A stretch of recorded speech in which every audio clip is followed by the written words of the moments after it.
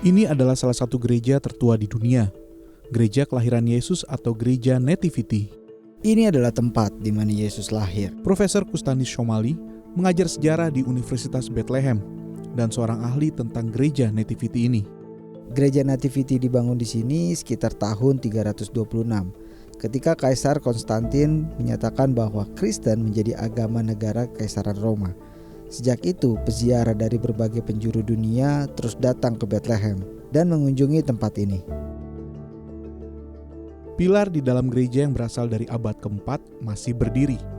Ibu Konstantin, Ratu Helena yang membangun gereja ini. Tetapi, mengapa dia membangunnya di sini? Kita tahu bahwa identifikasi tempat di mana Yesus dilahirkan secara tradisional setidaknya sudah ada sejak pertengahan abad ke-1 Masehi. Pada abad pertama, Kaisar Hadrian dari Roma menghancurkan Bethlehem. Setelah dia menghancurkan kota itu, Hadrian membangun kuil dan menanam pohon rimbun, tempat peziarah Kristen datang untuk menghormati tempat kelahiran Yesus. Apa yang tersisa dari rumah itu hanya sebuah gua, di mana perawan Maria melahirkan putranya. Dan orang-orang mengingat hal ini. Orang-orang terus-menerus dalam 15 tahun terakhir terus mengunjunginya. Faktanya kuil ini bukannya menghancurkan, tetapi malah melestarikan tempat itu. Jerome menulis di tahun 396 Masehi. Bahkan di antara mereka yang asing dengan iman itu, diketahui bahwa di dalam gua lahirlah yang dipuja dan dimuliakan oleh umat Kristen.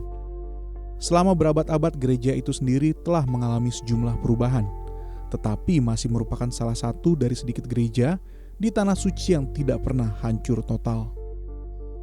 Ini adalah pintu masuk ke dalam gereja Nativity. Disebut pintu kerendahan hati karena Anda harus membungkuk untuk masuk ke dalam gereja. Pintu ini awalnya dibangun oleh The Crusaders dan kemudian diubah oleh Kekaisaran Ottoman untuk mencegah penunggang kuda keluar dari gereja.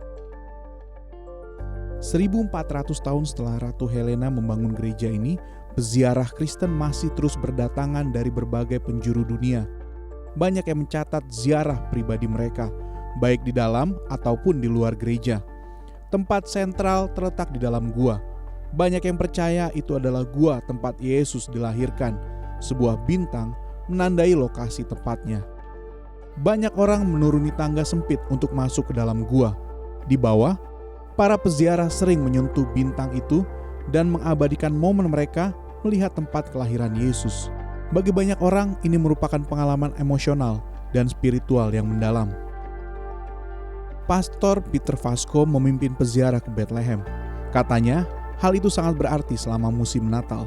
Saya pikir ini adalah kesempatan yang sangat luar biasa bagi peziarah untuk datang, secara khusus menjelang Natal hadir di sini untuk berdoa di tempat Yesus lahir dan membawa doa itu kembali ke dalam kehidupan mereka sendiri.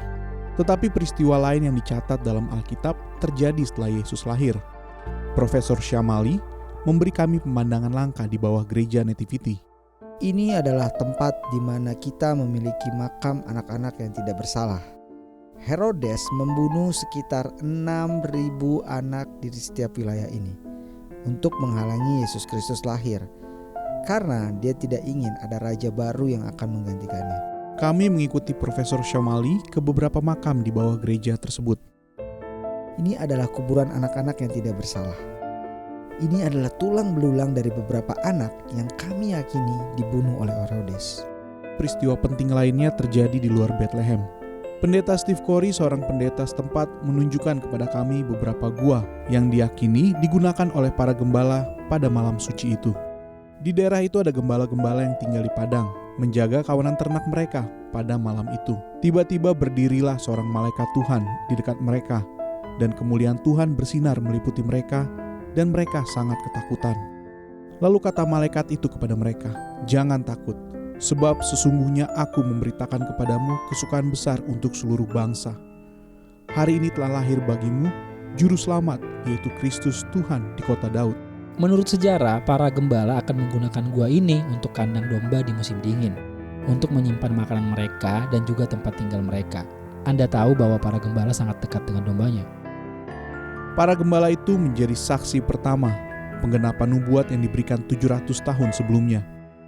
Ketika Yesaya memproklamirkan, sesungguhnya seorang perempuan muda mengandung dan akan melahirkan seorang anak laki-laki, dan ia akan menamakan dia Immanuel.